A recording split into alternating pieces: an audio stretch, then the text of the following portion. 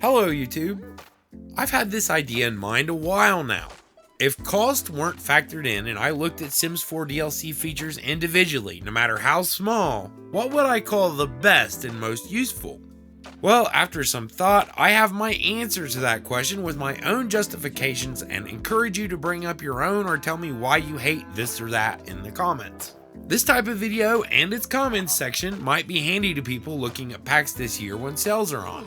To be very clear, this doesn't mean I'm implying this or that pack is worth paying for just to have a feature. I think you need to want several things to make it worth it. Like, I would not buy seasons just for my first item, which is bee boxes. Yes, Burtie's bee box is the first I'll bring up, but honestly only because it was a great way to segue out of that disclaimer.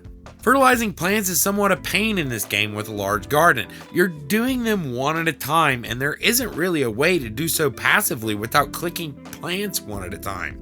And using this awful, unorganized menu that vomits your inventory into a randomized list.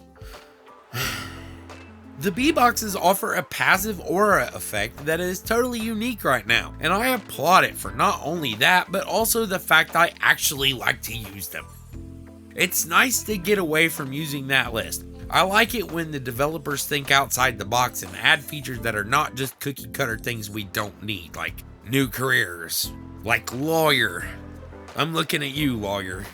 Bee boxes passively generate honey when the bees are active, but their fertilizer effect is an awesome feature that is both unique and incredibly useful. Next up is the doctor career from Get to Work. Why? Well, I'll tell you. It's actually got some depth to it, and that is something sorely lacking in this game. It's probably the hardest career, but it also means getting promoted can feel pretty rewarding. Playing doctor in Sims 4 means you have to actually know a bit about the awful illnesses Sims can come down with. Around the launch of Get to Work, it was quite a while before we really had solid advice to give people, what with the various sicknesses and the symptoms that might overlap between the two. Sometimes your sim knows, but other times you're taking a shot in the dark, but it's actually useful to get to make an educated guess. Unlike with veterinarian, you can do this either from observation or inspired from a list of diseases and their symptoms. At the end of the day, the thing I'll care about from Discover University is not the degrees. These just boost careers. What I'll probably end up using from time to time is the research and debate skill that comes with it. You can use this to convince other Sims they want to cook you a meal or clean up after the party for you. What's more, you can learn many skills on the research machine and make money. Just don't overdo it, you might suck out too much stinky juice and kill your Sim. While I didn't remember jack about the parenting skill in my recent Let's Play, I do remember liking the character value system that came with Parenthood. It's not really about these pop-ups that come on screen and let you pick which one you'll use to discipline your rambunctious scamp, but more the fact that it adds an extra layer of depth that's really badly needed to the childhood and teen stages of life. We need a bunch of new activities and features like this to really make those interesting, but Parenthood provided a nice start. Becoming a good parent and ensuring your kid gets these values can give you some fairly unique bonuses related to autonomy. You could even play with autonomy on and try to raise them well without controlling them manually. On the flip side, your kid can become a real loser, belching in people's faces and getting irrationally angry at others over tiny stuff. It's great. You might even deliberately seek to make an awful Sim. Yes, flaws can be fun too. In fact, sometimes they're more entertaining for you as a player. You know, speaking of things you might not buy a pack for, Cloudgazing is a feature I use in every playthrough, and I'm not alone. Cloudgazing is stargazing day and night. It's one of the longer lasting inspired buffs, and it's super quick to get a quick +1 inspired. Creative skills are the most abundant in the game, so I love this for making my life easier and saving time. It's definitely the most used addition from Outdoor Retreat. How do I know? I just do. I mean, it's obvious. If you wondered if Discover University would make it on this list more than once, yes, but really only for the skills. Robotics is not just a moneymaker, so it deserves to be here. Like wellness, it fits neatly into that utility category. Servos aren't really that great. They can be upgraded and all, but they act a lot like a sim, with some frustrating limitations, not being able to get them wet. The bots are the thing that saves this. Despite the fact this skill will shock the shit out of you dozens of times while leveling it, if you can get past those dazed moodlets and eventually get to level 7, the shocks will reduce by a lot and you can craft bots and upgrade them. These can garden, clean, repair household objects, or cook meals for your sim. Just flip a switch and they'll start scanning for work. You do need to turn them on and off, but it's a net gain in terms of time savings. Dance Machine is one of the only traits from expansions, maybe aside from Child of the Island, that has actual features other than some random emotional boost. Dance machines can get a burst of energy to keep partying when they're at a nightclub. In addition, they get the Disco Nap ability. It's not just a rename, but rather the ultimate quick nap to recover energy and get back to partying, painting, or cheating with Mortimer Golf. The core feature of the Sims 4 get-together, clubs, provides new ways for players to get Sims hanging out in groups. The biggest draw of this feature is how well integrated it is. If you want to make a group that gets together and fights each other, you can. If you want a gardening group or a movie watching club, you can make that. The best thing about it is how things from DLC released after Get Together continually find themselves in the list of possible activities. The devs have done a fantastic job supporting the clubs. Leveling up a club will give you secret handshakes, skill and emotion boosts, or customizable club attire. Can I just take a moment to say that Notepad++ is telling me customizable is not a word. That's bullshit. The beach life aspiration in Island Living is one of few things that will make its way into my regular gameplay. It basically gives you a trait that stands in as a replacement for the carefree reward trait, making the fun meter being empty no longer stress you out. It's quite good. But this aspiration's aware its reward trait is worth a good bit because it will only give you about 450 points for completing it. Unfortunately, a lot of reward traits from expansions aren't very useful for general use and only boost a specific type of play, like Master Vampire for instance. But this one can help any kind of sim. Speaking of vampires, and we have a few other systems like this in this list. The vampire system is not particularly unique. It's just the most fleshed out purely in the RPG progression area. Your individual vampire gains perk points as they level up, which can be spent to purchase powers. However, taking on new perks means embracing your sim's dark side, meaning you must also take a weakness. Not every power is great, and not every weakness really makes you weaker. But it will have you thinking a bit about how you want your vampire to be in the end, and some of the powers are really useful. This is an example of the Sims giving us choices, and choices that somewhat matter. This is one of the only features that makes you want to explore different combos in Sims 4. What I mean is, you get these tops and bottoms, and each top and bottom combo does something different. If you were doing this on your own with no help from a guide, it'd take a good few tries to figure out what they all do. These are the types of things that give you a bit of replay value and a cool reward for spending your time doing something. You can pass down these relics to your Sims family who will get to summon a blessing or curse your enemies. What's more, using a better gem will result in varying bonuses.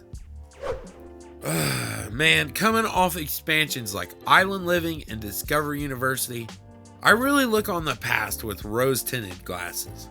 It seems like Get to Work had a few things going for it in the gameplay area, but probably because it didn't really come with a world.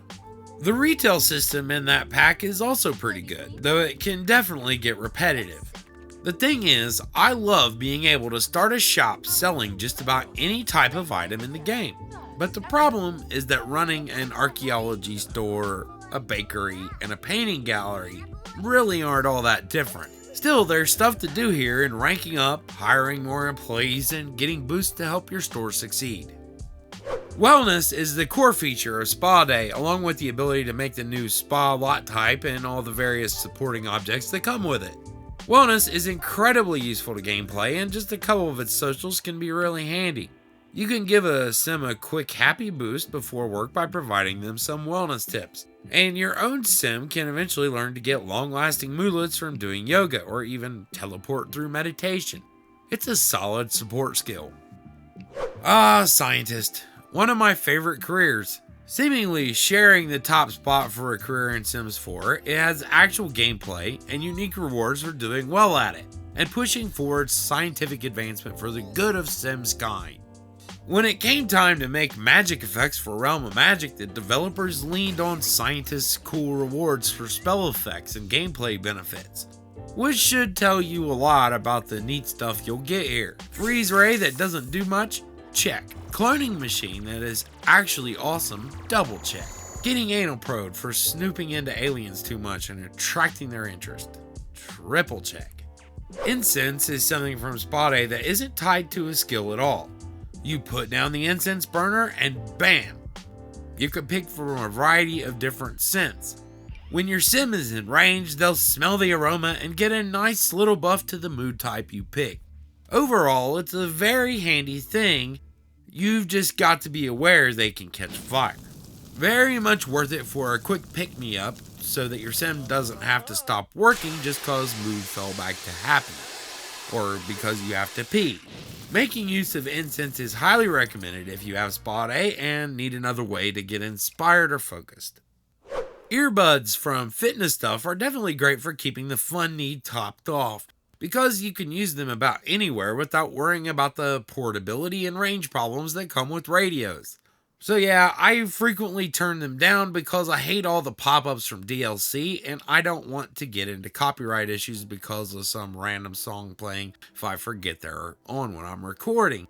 But I acknowledge that these can be useful. Heck, even kinda nice. This one's pretty subjective because I hate celebrities, but it does belong here because it's fairly well integrated with the rest of the game. While I really don't like celebrities, I do enjoy the fame system as another little thing to customize my sims and make them a bit more unique. You can rank up in fame from being an actor, sure, but you can also use one of the base game skills like writing to level your fame. You can become a famous business person. The celebrity system isn't just about the perks you buy as you rank up from a 1 to 5-star celebrity. There are also quirks that can come about, and they're based on your sim's behavior. If you know about them, you can even avoid certain quirks you hate by not doing activities like avoid mirrors so your sim won't be vain, and eat only excellent food so they'll get a refined palate. Giving it one more reason to be on this list, the fame system features a public image system whether you pursue fame or not. This gives sims bonuses independent of fame for having either a pristine or atrocious reputation. Bad sims can bribe their boss or throw a lampoon party, while good sims get bonuses in dating and making friendship. I think that deciding on seasons largely comes down to if you want holidays and weather or not, but a nice side attraction that further gives some child activities is Scouts.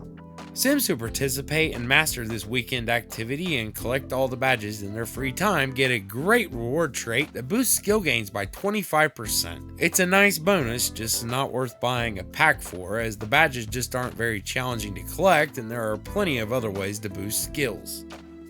Okay, one of the other great things from Outdoor Retreat, that you can make use of in everyday gameplay. Hardly anyone makes repeat visits to Granite Falls, or so I've heard. I know I don't, because there isn't a real impact from going there other than getting a horrible rash. However, this special boost teaches your sim to push beyond. The best possible boost for gourmet cooking's level 7+ recipes. It's the only way to take that one step further. It's a great reward. Oh, for the last time, no! Okay, I was pretty hard on Realm of Magic for being too easy, but I admit I will sometimes end up using magic on purpose. No, I don't like how easily it's handed to you, but it says a lot that it upsets me, and that's because the power is off the charts. If you want that, it's there. Just don't expect a balanced experience. It's the single most powerful activity in the game and hands down one of the easiest things to master. Spellcasters get just about everything special from the scientist's career. I think the only specials that have something unique going on when you have a caster are the artifacts. There are a few spell effects there that are not available to magic users. So if you want a Butler made by Maxis, you'll find it tucked away in a side feature in the Sims 4 Vintage Glamour stuff. That's right, this stuff pack has an actual gameplay impact. You can hire a butler if you have it, and they'll live in your home and take care of things so your sim can do what they do best, making money and infidelity. So, where are the money trees in this game? Oh, seasons, you say? See, I forget about these all the time. They're incredibly expensive in reward points, but they basically make it so you don't need money anymore. If you combine them with the magic spells we talked about, or the scientist's cloning machine, you can get another, or you could just put a fully ready to harvest money tree into your Sims family inventory, and from there you'll be able to dupe them forever. In an homage to the game's wonderful fertilizer list, I guess I just kinda spewed these out in the order that they came to me. Not everyone will agree, but what little features do you like from expansions? What ones do you think do not belong on this list? Hopefully this can be handy to players who are looking for something to add to their gameplay, because plenty of these are not the headline features of the packs. I mean, we didn't even know research and debate was a skill until University launched. Anyway, thanks for watching, and toss me a like or share this if you enjoy my content and want to see me succeed. We also have a Patreon, like everybody else. Have a great day, because I have no other catchy phrase.